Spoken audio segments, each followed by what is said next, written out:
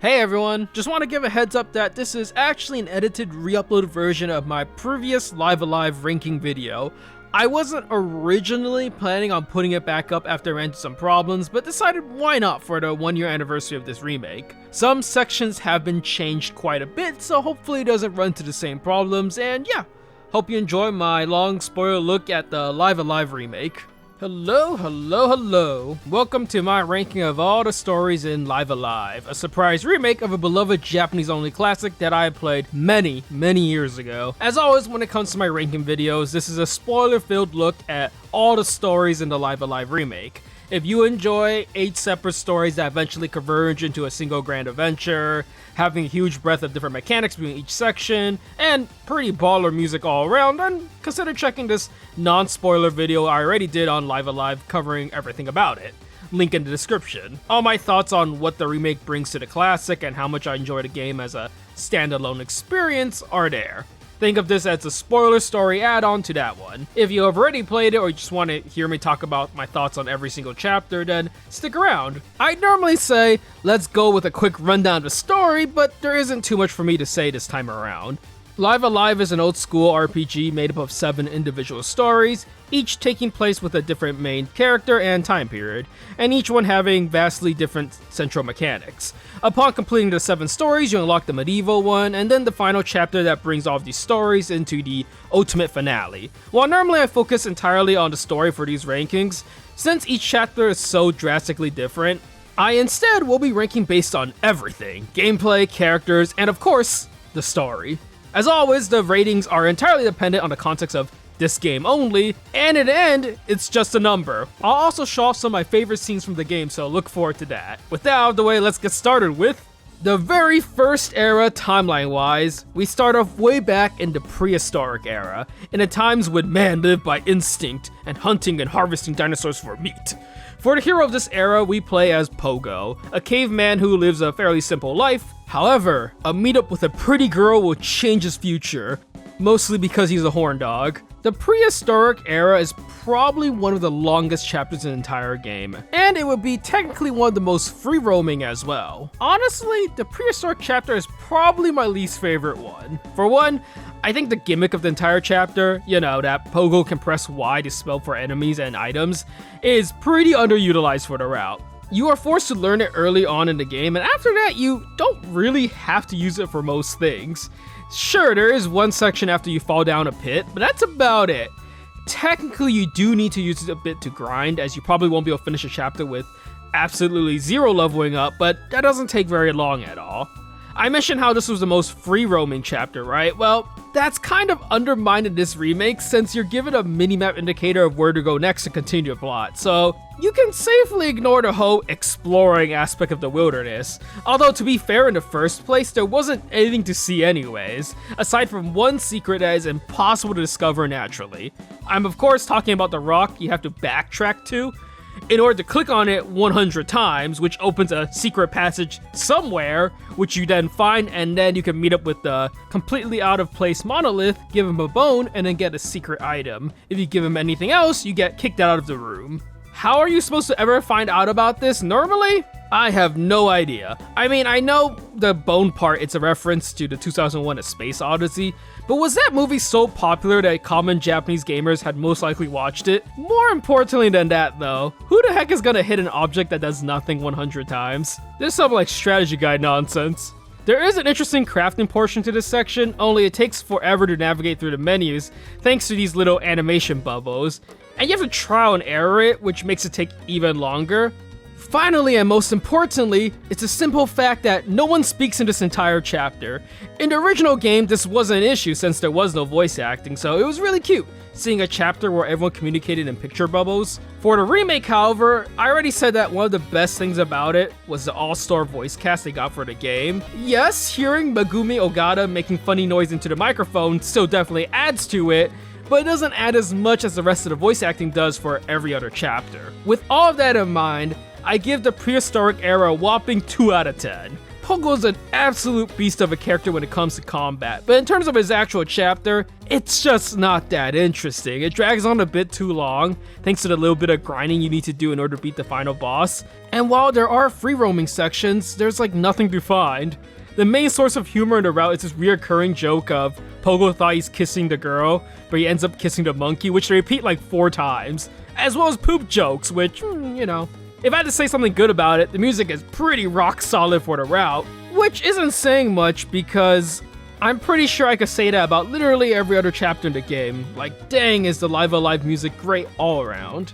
For the second chapter, we're going to be talking about the Twilight of Edo, Japan. And boy, is there such a big difference compared to the previous one. If there was any chapter I think benefited the most from the graphical upgrade, it would be this chapter right here.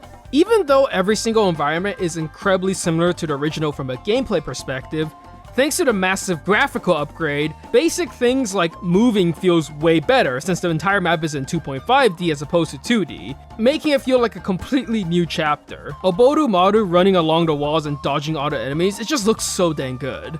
The Twilight of Edo, Japan chapter follows Oboru Maru, a ninja sent on a mission to rescue a fugitive taken by the evil feudal lord Ode Yo. The Twilight of Edo, Japan is probably one of the longer chapters of the game, but unlike the Prehistoric Era, which was filled with big swaths of nothing, the Japan chapter has so much stuff to do in it, so many hidden items, people, and secrets for the player to discover. Even before the chapter begins, if you read the description, it says, "Will the shinobi carry out his task with a merciful heart, or he put his every enemy to the sword?"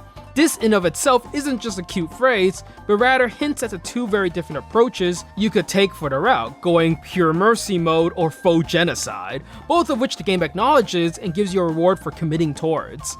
Attempting either one of these special runs will force you to go through many leaps and hurdles, but will also make you experience many of the hidden secrets the route has to offer. Personally, I think the kill no one route is way easier, mostly because the genocidal one requires you to have knowledge that it's impossible to have on your first playthrough. But either way, it's a load of fun. You don't even have to pick either extreme, really, you can just do whatever you want also. The Twilight of Edo story is definitely the one with the most everything. Exploration, secrets, combat, discovery, items, so on. The theme of the entire chapter is superb as well. I mean, you get to play as an honorable ninja as he sneaks through a giant castle, filled with guards, traps, and even yokai. This route even has a hidden character that you can unlock as well as a hidden boss, like, it just has a lot going for it. More importantly though, this route just provides a lot of freedom for the player and how they want to tackle it. All the voice actors rock their respective parts, with the highlights going to Ode and Ryoma.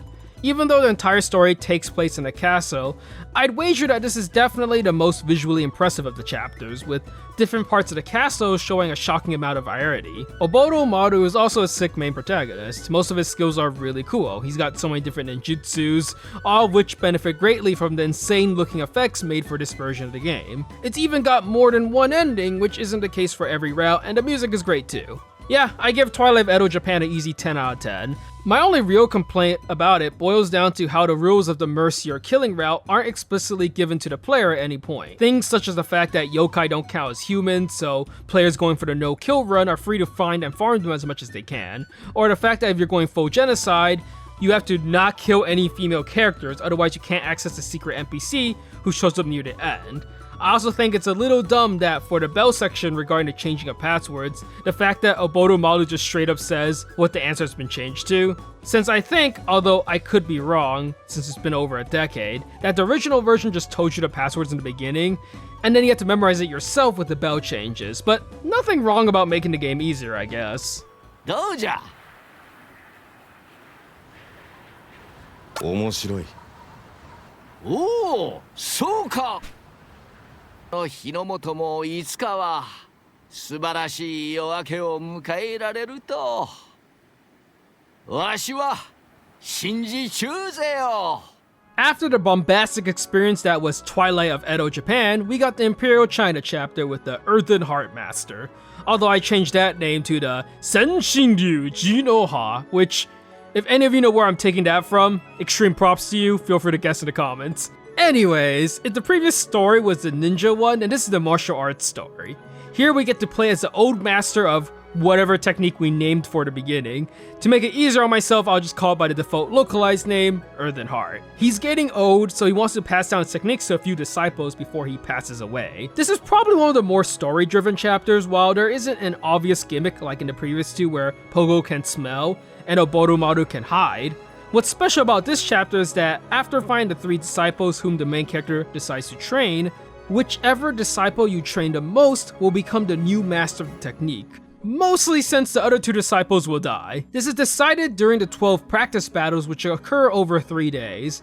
As each one of these battles give permanent stats, choosing to train more than 1 disciple is absolutely pointless, something which the player wouldn't know on their first playthrough, but honestly, going through it again takes like 3 minutes, so it's not a big deal either way. As for which of the 3 disciples to pick, well, that's entirely on the player's choice. They could pick Yun, Lei, or Hong. Yun is the young child who wants to protect his grandmother. Lei is a tomboy who was abandoned out in the woods and wants to turn a new leaf. And Hong is the fatty who eats a lot. Gameplay wise, they're all very different from one another. With that said, the actual difficulty of the route isn't very hard, so all of them are good choices.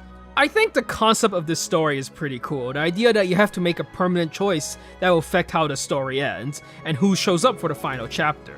Training montages are never a bad thing, and the fact that the story straight up kills off whoever you don't pick is actually kind of a surprise.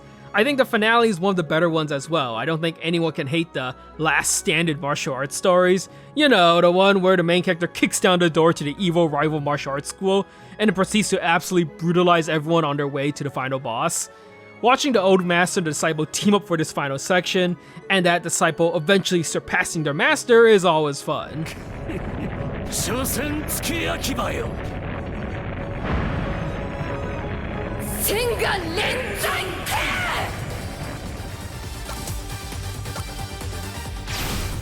おしまいだよ千が連山か I will say that while initially the boss rush near the end seemed like it's going to be an amazing time, it kind of drags on a bit because OD1 Lee has way too many close disciples, not even including the huge army of mooks that you have to beat up along the way. Overall, I give the Imperial China chapter an 8 out of 10.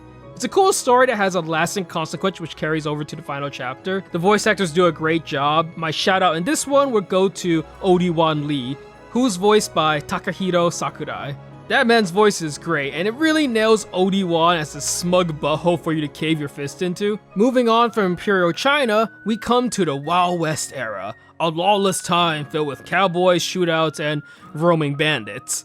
Finally, we have come to what is probably one of the most unique chapters of the game. For this story, we're playing as the Sundown Kid. If you have seen any spaghetti western in your entire life, or even heard of the idea of one, you know what the plot to the story is already. The main character is an outlaw who comes into this desolate town, terrorized by bandits, specifically the Crazy Bunch, and it is up to Sundown and Mad Dog, a bounty hunter who's after Sundown, to take them out and protect this town. All the cool stuff that you come to expect from any Wild West story are in this one. Moments like when a stranger enters the bar and everyone instantly hushes up. The rude member of the game comes bursting in and Sundown teaches him a lesson. When Sundown and Mad Dog are about to duo, at the last second, they instead shoot the 2 gangsters hiding in perfect sync. Because of course they do. These 2 rivals can already understand each other without any words. I will say straight up that for this chapter, the English dub is far superior to the Japanese one. While both versions of Sundown sound fantastic, which admittedly isn't saying very much considering he barely says anything until the very end, the rest of the cast do a much better job in the English version. The star of the show for this story is Mad Dog. Mad Dog's English voice actor does an amazing job playing the cocky rival who's all about showmanship. $5,000, dead or alive. And the one who's gonna bring him in is me, Mad Dog. Liar! I am many things, boy, but I am no liar. As for the actual chapter itself, yeah, I would say that the Wild West era is something special. For this chapter, you spend the entirety of it preparing for the final battle, as the Crazy Bunch member you drove away has brought them all back for revenge at the start of the next day. In order to make this showdown easier, you have to scavenge through all of the houses of the town looking for different objects to cobble together in order to make traps. Traps which you can then ask the townspeople to set up. Each successful trap will whittle down a member of the crazy gang, making the final showdown that much easier. While all of this is happening, a constant timer is ticking down.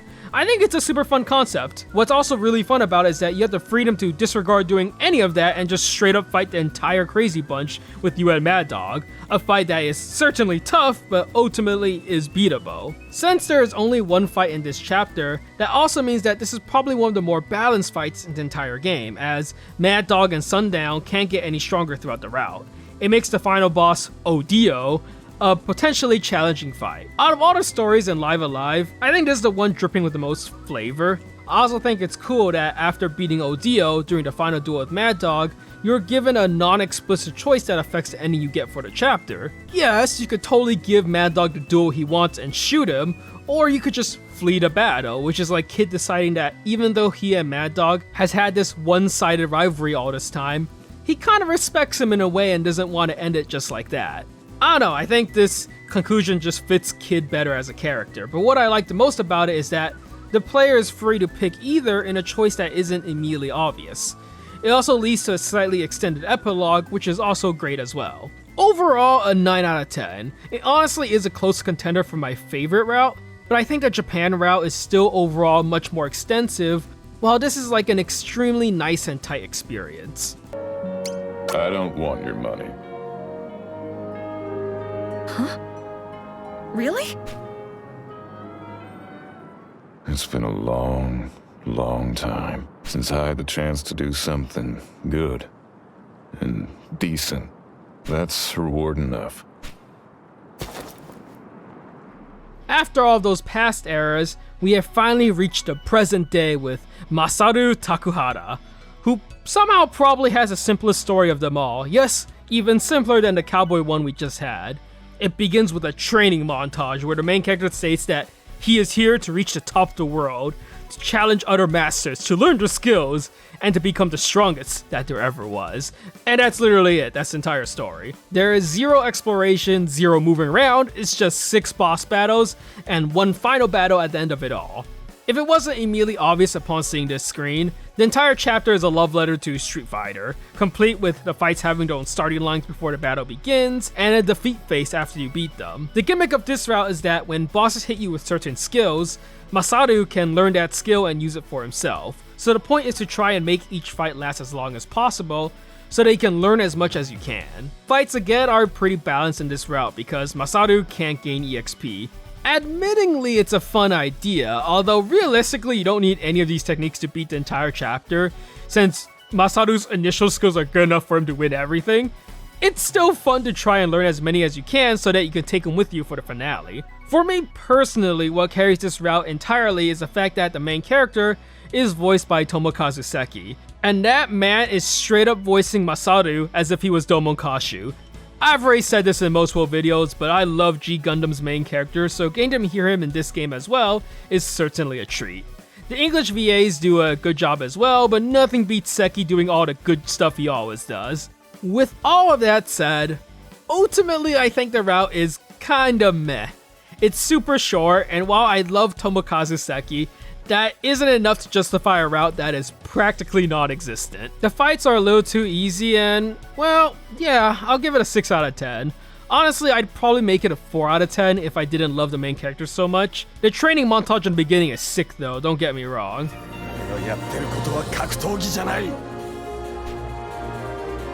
ただの殺戮だ。ナムキャットの足技、グレートエイジャの飛び技、ハンの関節技、ジャッキーの力、モーガンのパワー、森部のじいさんの奥義が、そしてこの俺の怒りがてめえをぶっ潰す。 If I had to pick a story that had me the most conflicted out of all of them, it would be the near future chapter with Akira. On one hand, I love mechas and giant robots. The fact that the entire opening sequence with the cheesy vocal song is done by Hironobu Kageyama, the singer of Jam Project and also the guy who does a whole bunch of old mecha openings and tokusatsu stuff. I love everything about that. They even try to show multiple camera angles like it's so dang cool, even though everything is just pixels. The main character Akira is voiced by Kenji Akabane, you know, the guy who did Koji Kabuto Shin Mazinger Z, and when you hear him screaming stuff like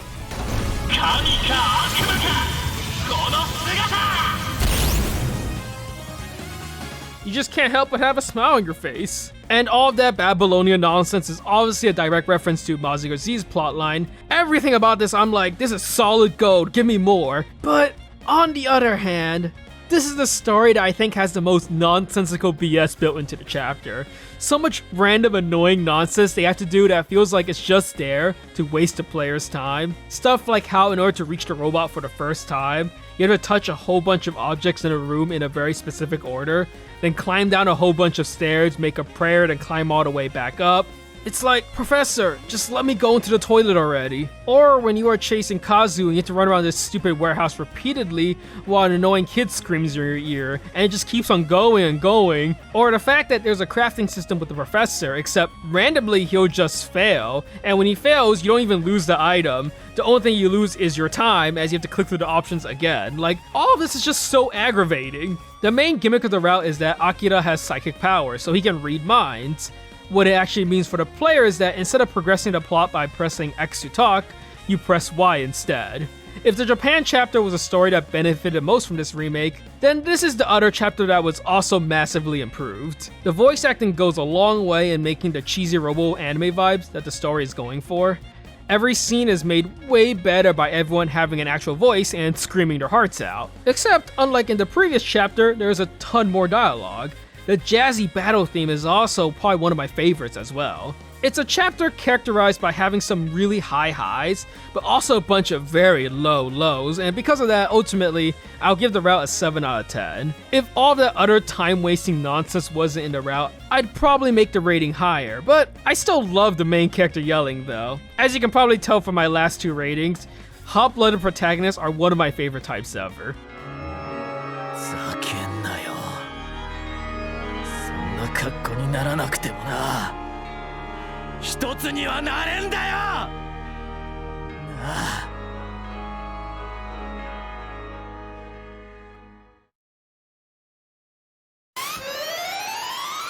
そうだろ待て After the near future, we of course have to reach the distant future. The name of the game this time around is science fiction, and what makes this route unique is that it's entirely story-driven with no fights except for the final boss. Unlike the Wild West chapter though, we aren't preparing for the final fight, but rather the entire story plays out like an adventure game where we play as Cube, a support robot built by Kato aboard a spaceship. The crew is in the process of transferring a mysterious creature known as the Behemoth. However, tensions are high and all it would take is a single death to bring everything crashing down. We essentially get to participate in a sci-fi horror mystery as the cute, lovable mascot character. The entire chapter is chock full of so many different little science fiction themes and references.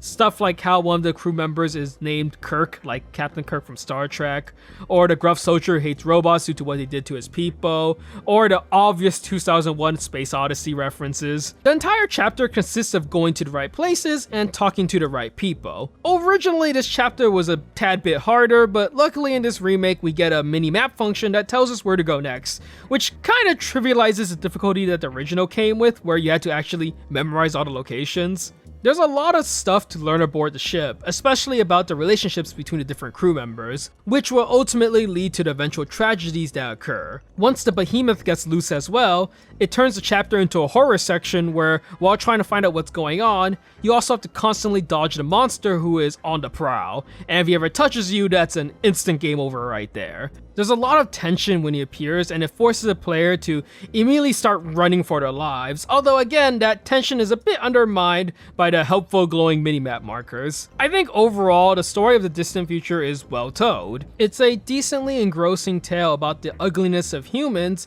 but also the good inside them as well. We see the worst of the crew members as they accuse each other and attack one another, but we also see the times where they try to come to an understanding, or how do they try to move beyond their squabbles. Voice acting obviously brings a lot to the table, especially in such a heavy dialogue route like this one, and both sides, English and Japanese, do a solid job. We certainly don't spend very long with the crew at all, but what is there is pretty good, and it's a big enough departure from the rest of the chapters that I feel pretty comfortable giving it a 8 out of 10.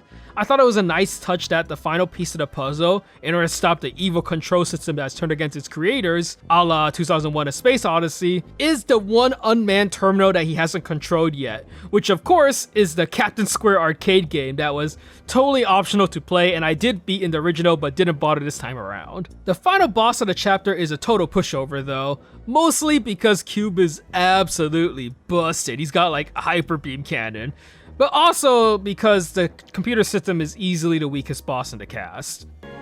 You're lucky to have been born here, on this ship. Better here than one of our factories where we make weapons of war. Huey encouraged you to learn, didn't he?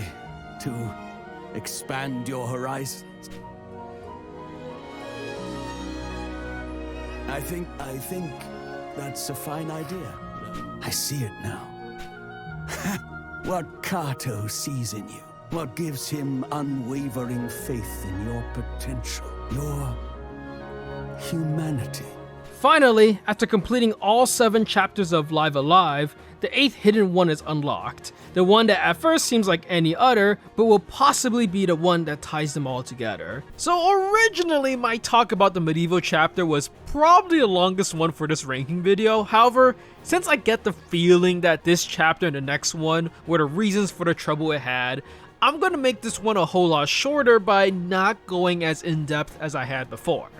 As the 8th chapter that is meant to be hidden until the rest are completed, it's probably the longest chapter in terms of length and even story, while the rest of the chapters in Live Alive are bite-sized chunks of whatever kind of story they're trying to portray.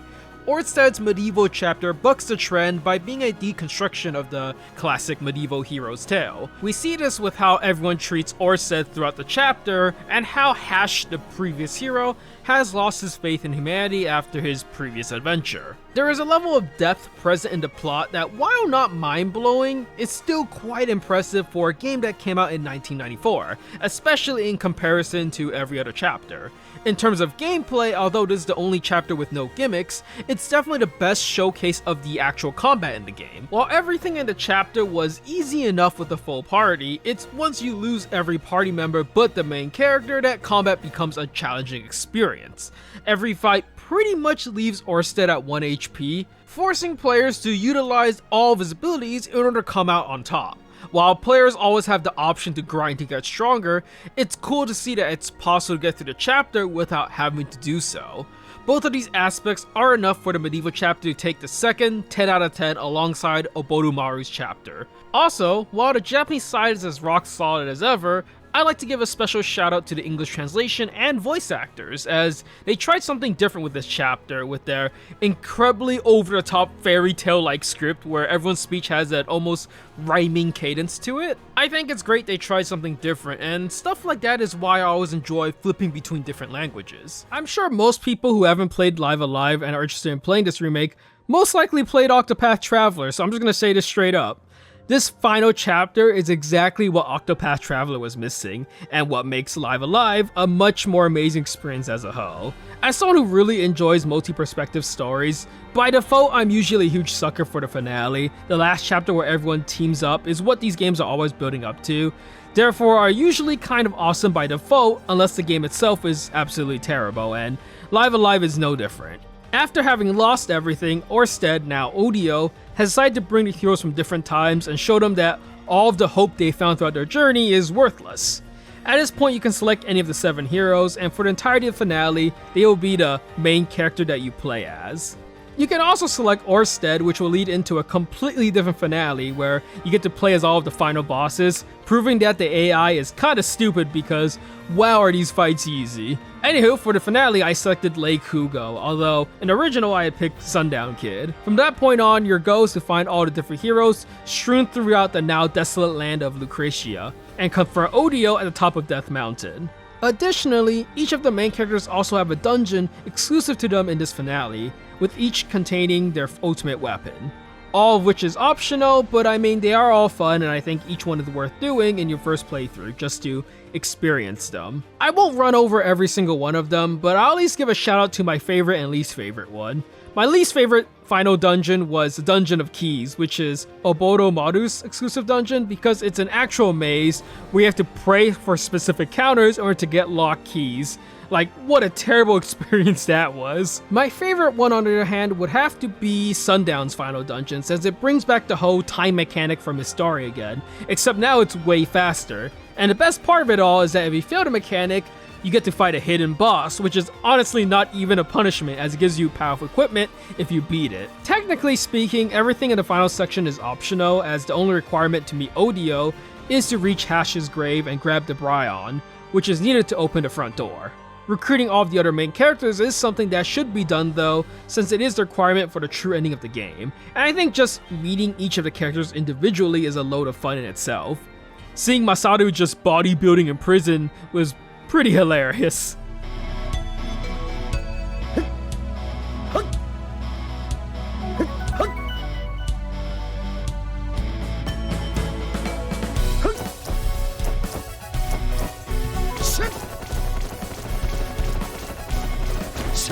The only character I thought was a massive pain to find was Sundown, as you have to find him in multiple locations in a specific order. Training all of the characters for the final chapter is super fun though, since for many of them you get to unlock moves that you would otherwise never get to use in the original story, and dang, do all of their level 16 final abilities look really cool in this remake. Anywho, let's move on to the final boss, since that's the main thing for the finale. After reaching the top of the tower once again, you meet Odio once more with whatever 4 characters you selected. After creaming him using all the techniques you've learned, you reach the second form, which you can then beat up promptly also. Orsted then asked you to kill him, but as the heroes, we obviously gotta say no. And as we attempt to leave, the allies, if you met them, come over as Odio returns, forcing all the main characters to once again relive their final bosses, which is a total joke, as chances are everybody is now way stronger than they were before. Look at Sundown just one-shot Odio instantly. It's definitely a nice touch that they use the chapter battle themes as opposed to Megalomania. Anyways, after creaming all of those guys, people who played the original might have thought the game will be over, but the remake has added one last final boss, and I gotta say, I really appreciate them adding this in. I came into this remake relatively blind aside from my memories, so I didn't actually know that they added this, making it a very welcome surprise. It does a fantastic job of finally having that epic scene where all the main characters team up for the finale. The boss rush technically did that in the original, but the boss rush was also a complete joke. While the battle proceeds normally at first, once you reach the halfway point, your main team falls, leaving the 3 characters you didn't use to come in and save the day. It's a really cool in-game cutscene that pulls the finale together. It's fun to see everyone use their final techniques one last time, and it also gives Orsted a final chance at redemption as he finally breaks free from his hatred and makes his stand as the last of the 8 heroes. Everything that happened afterwards is the same as the original, where Orsted laments what he has become, and the chosen main hero will show a reason as to why Orsted has failed. Yes, even Pogo and Cube have their own versions. He then warns all the heroes that anyone has the potential to become Odio with the right amount of hatred before sending everyone back to their respective timelines. While the ending is the same, I think the new finale suits the game really well, as giving Orsted one last chance at redemption ties well in showing his regret towards everything that has happened. We then get a cute little epilogue of all our main heroes, with Sundown and Maru having varying ones depending on your final choices. There's not much point in rating it since the finale doesn't really stand on equal footing with the rest of the stories, but I'll say that I really enjoyed it. It does a great job of bringing everyone together, and it has a satisfying final boss. What more needs to be said? Live Alive ultimately is not that crazy plot-wise. Each chapter is more of a love letter to a specific genre than anything, and they don't really move beyond the basic framework for each story. What is charming, however, is seeing all these different stories and types of gameplay contained in one single game, of seeing how many different ways the game can try to spice things up. It's all then held together by great music and the HD 2D graphics that Square Enix has been pushing with games like Octopath Traveler and Triangle Strategy. Outside the finale, which I deeply enjoyed, my favorite stories would have to be the Twilight of Edo Japan with Maru, Again, because I thought I had the most everything, exploration, combat, secrets to discover, and all of that. The medieval chapter with Orsed as actually goes out of its way to be a deconstruction of the genre and try to tell a compelling story. And finally, the Wild West chapter, as I think out of all the tight short experiences, it's the funnest one with the most character. If you thought differently though, maybe the Prehistoric chapter was your favorite one of the bunch, then feel free to share how you would have ranked each story in Live a Live. All the supporter stuff is in the same place otherwise, like, subscribe, notifications, and with that, I'll see you later, till next time!